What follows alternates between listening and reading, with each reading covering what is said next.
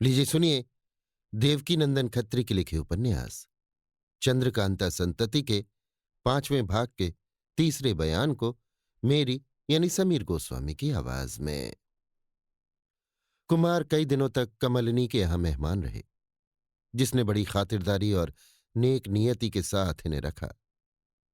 इस मकान में कई लौंडियां भी थीं जो दिलोजान से कुमार की खिदमत किया करती थीं, मगर कभी कभी वे सब दो दो पहर के लिए ना मालूम कहाँ चली जाया करती थीं।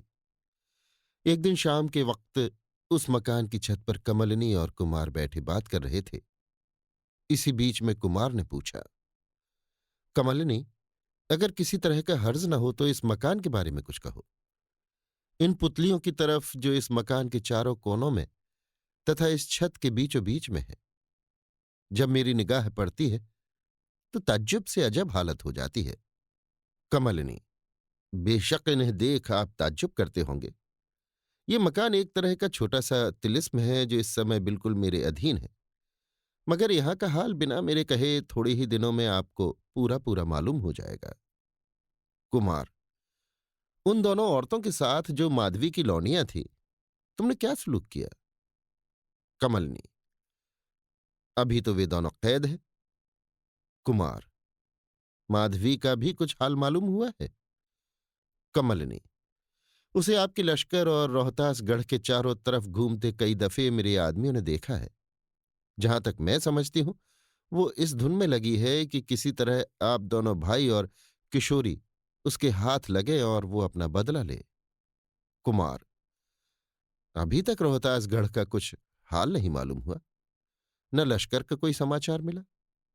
कमलिनी, मुझे भी इस बात का ताज्जुब है कि मेरे आदमी किस काम में फंसे हुए हैं, क्योंकि अभी तक एक ने भी लौटकर खबर न दी। चौंक कर और मैदान की तरफ देख के मालूम होता है इस समय कोई नया समाचार मिलेगा। मैदान की तरफ देखिए, दो आदमी एक बोझ लिए इसी तरफ आते दिखाई दे रहे हैं। ताज्जुब नहीं कि ये मेरे ही आदमियों में से हों। कुमार, मैदान की तरफ देखकर, हाँ ठीक है, इसी तरफ आ रहे हैं। उस गट्ठर में शायद कोई आदमी है। कमलनी, बेशक ऐसा ही है। हंसकर, नहीं तो क्या मेरे आदमी माल असबाब चुरा कर लावेंगे? देखिए, वे दोनों कितनी तेजी के साथ आ रहे हैं। कुछ अटक कर, अब मैंने पहचाना, बेशक इस गठरी में माधवी होगी। थोड़ी देर तक दोनों आदमी चुपचाप उसी तरफ देखते रहे। जब वे लोग इस मकान के पास पहुंचे तो कमलिनी ने कुमार से कहा, मुझे आज्ञा दीजिए तो जाकर इन लोगों को यहां लाऊं। कुमार, क्या बिना तुम्हारे गए वे लोग यहां नहीं आ सकते? कमलिनी, जी नहीं, जब तक मैं खुद उन्हें किश्ती पर चढ़ाकर यहां न लाऊं वे लोग नहीं आ सकते। वे क्या, कोई भी नहीं आ सकता। कुमार, क्या हर एक के लिए जब वो इस मकान में आना या जाना चाहे तुम्ही को तकलीफ करनी पड़ती है? मैं समझता हूं कि जिस आदमी को तुम एक दफे भी किश्ती पर चढ़ाकर ले जाओगी उसे रास्ता मालूम हो जाएगा। कमलिनी, अगर ऐसा ही होता तो मैं इस मकान में बेखटके क्यों कर रह सकती थी? आप जरा नीचे चले, मैं इसका सबब आपको बतला देती हूं। कुमार खुशी खुशी उठ खड़े हुए और कमलिनी के साथ नीचे उतर गए। कमलिनी उन्हें उस कोठरी में ले गई जो नहाने के काम में लाई जाती थी और जिसे कुमार देख चुके थे। उस कोठरी में दीवार के साथ एक अलमारी थी जिसे कमलिनी ने खोला। कुमार ने देखा कि उस दीवार के साथ चांदी का एक मुट्ठा, जो हाथ भर से छोटा न होगा, लगा हुआ है। इसके सिवा और कोई चीज उसमें नहीं थी। कमलिनी, मैं पहले ही आपसे कह चुकी हूं कि इस तालाब में चारों ओर लोहे का जाल पड़ा हुआ है। कुमार, हाँ ठीक है, मगर उस रास्ते में जालना होगा जिधर से तुम किश्ती लेकर आती जाती हो। कमलिनी, ऐसा ख्याल न कीजिए, उस रास्ते में भी जाल है, मगर उसे यहां आने का दरवाजा कहना चाहिए, जिसकी ताली ये है। देखिए, अब आप अच्छी तरह समझ जाएंगे। उस चांदी के मुट्ठे को कई दफे घुमाकर अब उतनी दूर का या उस रास्ते का जाल जिधर से किश्ती लेकर मैं आती जाती हूं हट गया, मानो दरवाजा खुल गया। अब मैं क्या, कोई भी जिसको आने जाने का रास्ता मालूम है किश्ती पर चढ़ के आ जा सकता है। जब मैं इसको उल्टा घुमाऊंगी तो वो रास्ता बंद हो जाएगा, अर्थात वहां भी जाल फैल जाएगा, फिर किश्ती आ नहीं सकती। कुमार हंसकर बेशक, ये एक अच्छी बात है। इसके बाद कमलिनी किश्ती पर सवार होकर तालाब के बाहर गई और उन दोनों आदमियों को गठरी सहित सवार करा के मकान में ले आई तथा तालाब में आने का रास्ता उसी रीत से, जैसे कि हम ऊपर लिख चुके हैं, बंद कर दिया। इस समय यहां कई लौंडियां भी मौजूद थीं। उन्होंने कमलिनी के इशारे से छत के ऊपर रोशनी का बंदोबस्त कर दिया और सब छत के ऊपर चले गए। कुमार के पास ही कमलिनी गलीचे पर बैठ गई और वे दोनों आदमी भी गठरी सामने रखकर बैठ गए। इस छत की जमीन चिकने पत्थर की बहुत साफ सुथरी बनी हुई थी। अगर नजाकत की तरफ ख्याल न किया जाए तो फर्श या बिछावन बिछाकर वहां बैठने की कोई जरूरत न थी।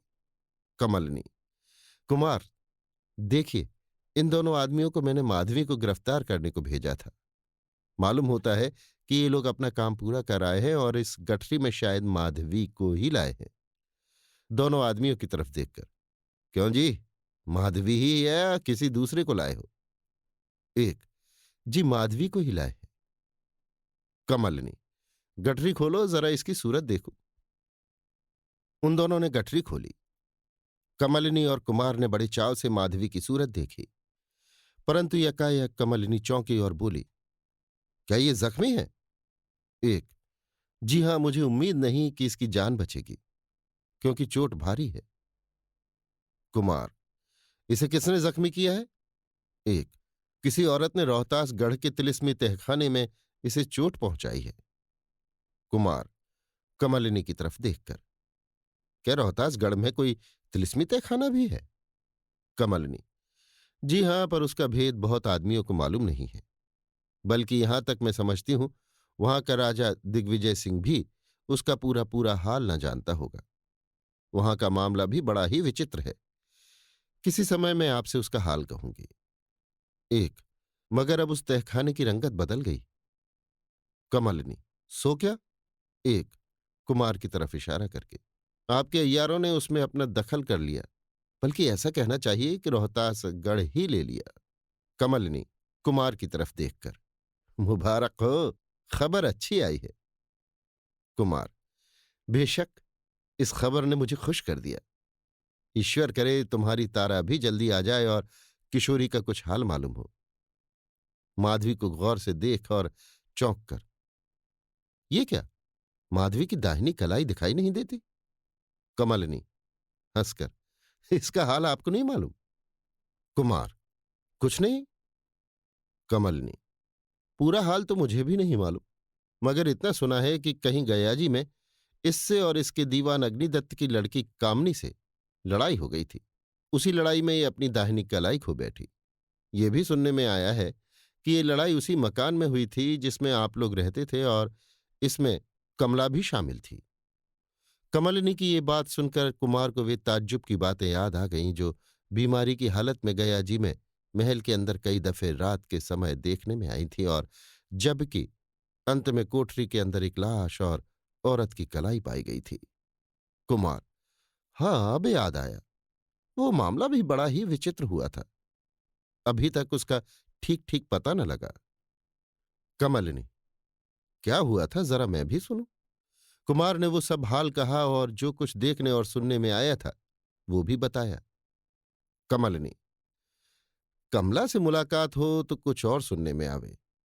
दोनों आदमियों की तरफ देखकर, पहले माधवी को यहां से ले जाओ, लौंडियों के हवाले करो और कह दो इसे कैद खाने में रखें और होश में लाकर इसका इलाज करें।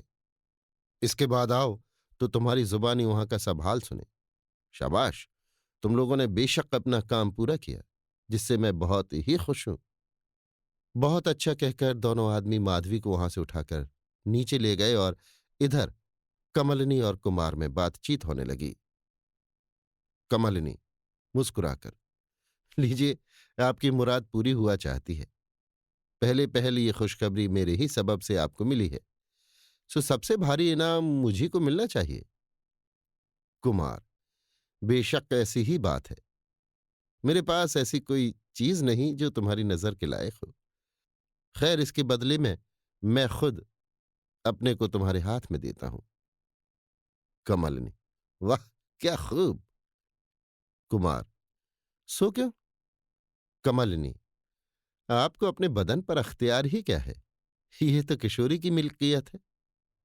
कुमार लाजवाब हो गए और हंसकर चुप हो रहे। कमलिनी बड़ी ही खूबसूरत थी। इसके साथ ही साथ उसकी अच्छी चाल चलन, मुरव्वत, एहसान और नेकियों ने कुमार को अपना ताबेदार बना लिया था। उसकी एक एक बात पर कुमार प्रसन्न होते थे और दिल में बराबर उसकी तारीफ करते थे। कुमार। कमलिनी, मैं तुमसे एक बात पूछता हूं, मगर ईश्वर के लिए सच सच जवाब देना, बात बनाकर टालने की सही नहीं। कमलिनी। कहिए तो सही, क्या बात है? रंग बेढंग मालूम होता है। कुमार। अगर सच जवाब देने का वादा करो तो पूछो, नहीं तो व्यर्थ मुंह क्यों दुखाऊं। कमलिनी। आपकी नजाकत तो औरतों से भी बढ़ गई। जरा सी बात कहने में मुंह दुखा जाता है, दम फूलने लगता है। खैर, पूछिए, मैं वादा करती हूं कि सच्चा जवाब दूंगी। अगर कहिए तो कागज पर लिख दूं। कुमार मुस्कुराकर। ये तो तुम वादा कर ही चुकी हो कि अपना हाल पूरा पूरा मुझसे कहोगी। मगर इस समय मैं तुमसे केवल इतना ही पूछता हूं कि तुम्हारा कोई वली वारिस भी है या नहीं। तुम्हारे व्यवहार से स्वतंत्रता मालूम होती है और ये भी जाना जाता है कि तुम कुंवारी हो। कमलिनी। ये सवाल जवाब देने योग्य नहीं है। मुस्कुराकर। परंतु क्या किया जाए, वादा करके चुप रहना भी मुनासिब नहीं। वास्तव में मैं स्वतंत्र हूं। कुंवारी तो हूं, परंतु शीघ्र ही मेरी शादी होने वाली है। कुमार। कब और कहां? कमलिनी। ये दूसरा सवाल है। इसका सच्चा जवाब देने के लिए मैंने वादा नहीं किया है, इसलिए आप इसका उत्तर न पा सकेंगे। कुमार। अगर इसका भी जवाब दो तो क्या कोई हर्ज है? कमलिनी। हाँ, हर्ज है, बल्कि नुकसान है। कुमार चुप हो रहे और जिद करना मुनासिब न जाना। मगर ये सुनकर कि शीघ्र ही मेरी शादी होने वाली है, कुमार को कुछ रंज हुआ। क्यों रंज हुआ? इसमें कुमार की हानि ही क्या थी? क्या कुछ दूसरा इरादा था? नहीं नहीं, कुमार ये नहीं चाहते थे कि हम ही इससे शादी करें। वे किशोरी के सच्चे प्रेमी थे।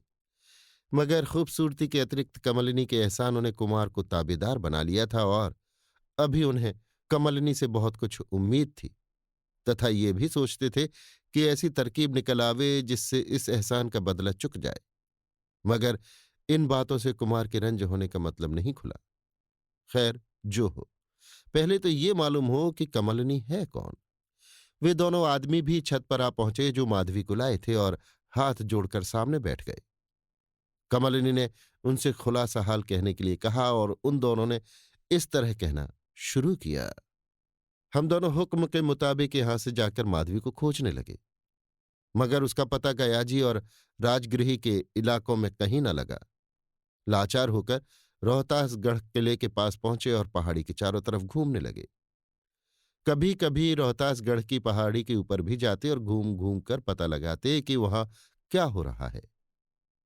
एक दिन रोहतासगढ़ पहाड़ी के ऊपर घूमते फिरते यकायक हम दोनों एक खोह के मुहाने पर जा पहुंचे और वहां कई आदमियों के धीरे धीरे बातचीत करने की आवाज सुनकर एक झाड़ी में, जहां से उन लोगों की आवाज साफ सुनाई देती थी, छिप रहे। अंदाज से ये मालूम हुआ कि वे लोग कई आदमी हैं और उन्हीं के साथ एक औरत भी है। नीचे लिखी बातें हम लोगों ने सुनी। एक, ना मालूम हम लोगों को कब तक यहां अटकना और राह देखना पड़ेगा। दूसरा, अब हम लोगों को यहां ज्यादा दिन न रहना पड़ेगा, या तो काम हो जाएगा या खाली ही लौटकर चले आने की नौबत आवेगी। तीसरा, रंग तो ऐसा ही नजर आता है भाई। जो हो, हमें तो ये विश्वास होता है कि बीरेंद्र सिंह के अय्यार लोग तहखाने में घुस गए, क्योंकि पहले कभी एक आदमी तहखाने में आता जाता दिखाई नहीं देता था। बल्कि मैं तो यहां तक कह सकता हूं कि कल उस कब्रिस्तान में हम लोगों ने जिसे देखा था वो कोई अय्यार ही था। चौथा, खैर, और 2-3 दिन में मालूम हो जाएगा। औरत। मगर मेरा काम तो आज हुआ ही चाहता है।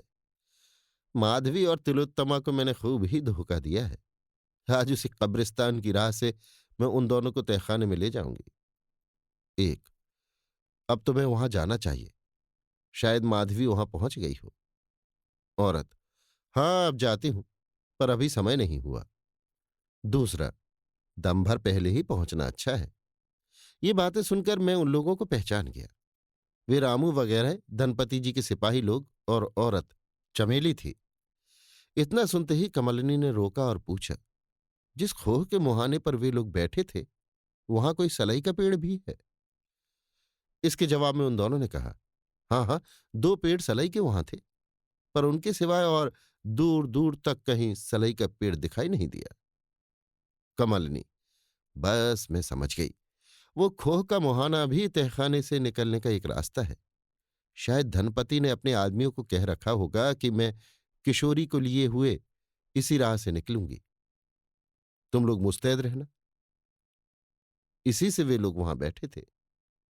एक: शायद ऐसा ही हो। कुमार: धनपति कौन है? कमलिनी: उसे आप नहीं जानते। ठहरिए, इन लोगों का हाल सुन लूं तो कहूंगी। उन दोनों की तरफ देखकर, हाँ, तब क्या हुआ? उसने फिर यूं कहना शुरू किया। थोड़ी ही देर में चमेली वहां से उठी और एक तरफ को रवाना हुई। हम दोनों भी उसके पीछे पीछे चले और सुबह की सफेदी निकलना ही चाहती थी कि उस कब्रिस्तान के पास पहुंच गए जो तहखाने में जाने का दरवाजा है। हम दोनों एक आड़ की जगह में छिप रहे और तमाशा देखने लगे। उसी समय माधवी और तिलोत्तमा भी वहां आ पहुंची। तीनों में धीरे धीरे कुछ बातें होने लगीं, जिसे दूर होने के सबब मैं बिल्कुल न सुन सका।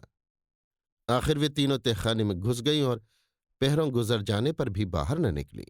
हम दोनों ये निश्चय कर चुके थे कि जब तक वे तहखाने से न निकलेंगी, यहां से न टलेंगे।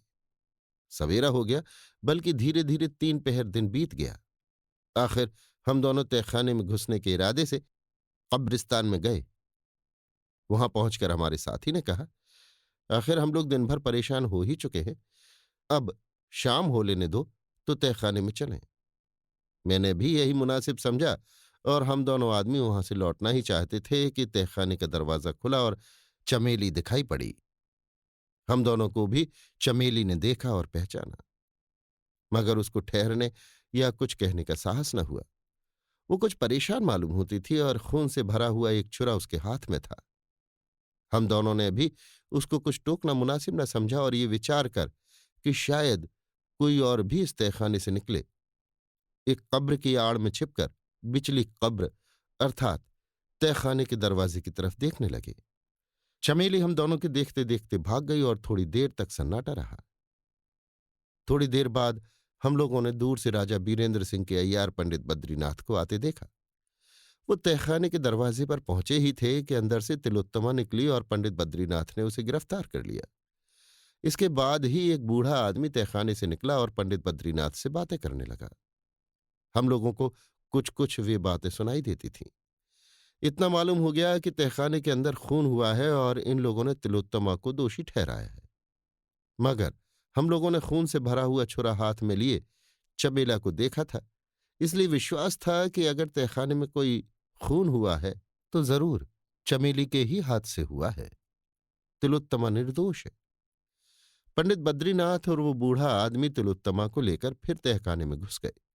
हम लोगों ने भी वहां अटकना मुनासिब न समझा और थोड़ी ही देर बाद हम लोग भी तहखाने में घुस गए तथा तहखाने की 50 कोठरियों में घूमने और देखने लगे कि कहाँ क्या होता है।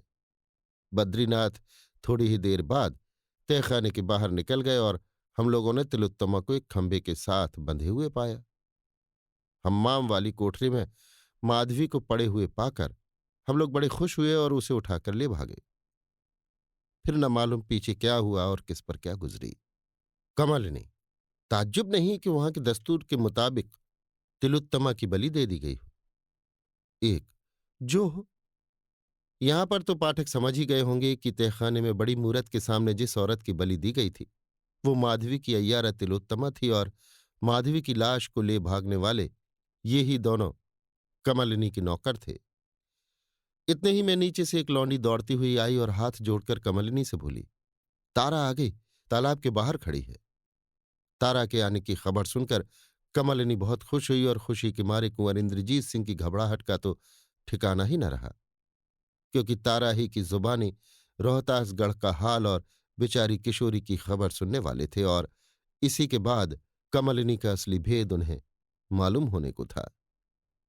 कमलिनी कुमार की तरफ देखकर, जिस तरह इन दोनों आदमियों को मैं तालाब से बाहर लाई हूं, उसी तरह तारा को भी लाना पड़ेगा। कुमार, हाँ हाँ, उसे बहुत जल्द लाओ, मैं भी तुम्हारे साथ चलता हूं। कमलिनी, आप क्यों तकलीफ करते हैं, बैठिए, मैं उसे अभी लाती हूं। दोनों आदमियों की तरफ देखकर, चलो तुम दोनों को भी तालाब के बाहर पहुंचा दूं। लाचार कुमार उसी जगह बैठे रहे। उन दोनों आदमियों को साथ ले कमलिनी वहां से चली गई तथा थोड़ी देर में तारा को लेकर आ पहुंची। कुंवर इंद्रजीत सिंह को देखकर तारा चौंकी और बोली, क्या कुमार यहां विराज रहे हैं? कमलिनी, हाँ, कई दिनों से यहां हैं और तुम्हारी राह देख रहे हैं। तुम्हारी जुबानी रोहतासगढ़ और किशोरी तथा लाली और कुंदन का असल भेद और हाल सुनने के लिए बड़े बेचैन हो रहे हैं। आओ, मेरे पास बैठ जाओ और कहो क्या हाल है। तारा ऊंची सांस लेकर, अफसोस, मैं इस समय बैठ नहीं सकती और न कुछ वहां का हाल ही कह सकती हूं, क्योंकि हम लोगों का ये समय बड़ा ही अमूल्य है। कुमार को यहां देख मैं बहुत खुश हुई। अब वो काम बखूबी निकल जाएगा।